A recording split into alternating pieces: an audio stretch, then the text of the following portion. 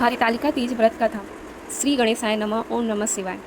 प्रिय श्रद्धालुजों को आज हम सभी भगवान शिव और माता पार्वती को समर्पित पावन हरितालिका तीज व्रत कथा का स्मरण करेंगे। मान्यता है कि जो श्रद्धा और भक्ति से इस कथा को सुनता या सुनाता है उसे अखंड सौभाग्य, सुख, समृद्धि तथा भगवान शिव पार्वती का आशीर्वाद प्राप्त होता है।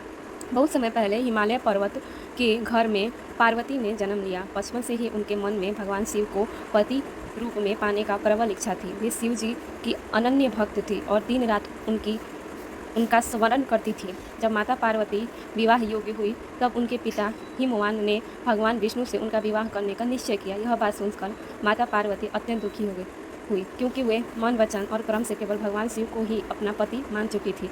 माता पार्वती की एक सखी ने उनकी व्यवस्था समझी।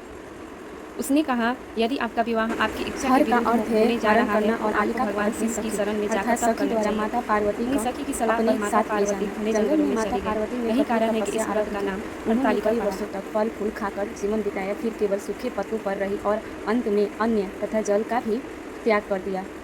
भाद्रपद शुक्ल पक्ष की तृतीया के दिन उन्होंने निर्जला व्रत रखा और नदी की रेत से भगवान शिव की लिंग बनाकर पूरी श्रद्धा से पूजा की। माता पार्वती की कठोर तपस्या और अटूट भक्ति से भगवान शिव अत्यंत प्रसन्न हुए और वे उनके सामने प्रकट हुए और बोले, हे पार्वती, मैं तुम्हारी भक्ति से अत्यंत प्रसन्न हूँ, वर मांगो। माता पार्वती ने हाथ जोड़कर कहा, हे देवी, आज से तुम मेरी अंशाग्नि हो, तुम्हारी इच्छा पूर्ण हो। तब हिमवान अपनी पुत्री भगवान शिव से जंगल में बोले। उन्होंने माता पार्वती को तपस्या करते देखा। माता पार्वती ने अपने पिता से कहा कि उन्होंने भगवान शिव को पति के रूप में पाने की संकल्प लिया है। हिमवान ने अपनी पुत्री की दृढ़ भक्ति और संकल्प को देखकर भगवान शिव से उनका विवाह स्वीकार कर लिया। शुभ मुहूर्त में भगवान शिव और पार्वती का दिव्य विवाह संपन्न हुआ। देवताओं ने पुष्प वर्षा की, ऋषि मुनियों ने मंगल गीत गाए और पूरे ब्रह्मांड में आनंद छा गया।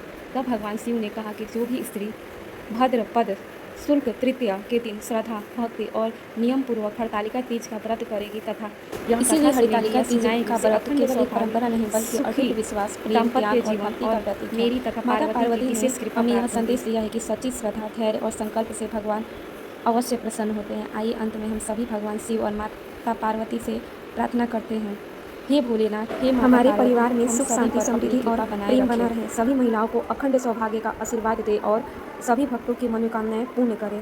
बोलिए हरितालिका तीज माता की जय। बोलिए भगवान भोलेनाथ की जय। बोलिए माता पार्वती की जय।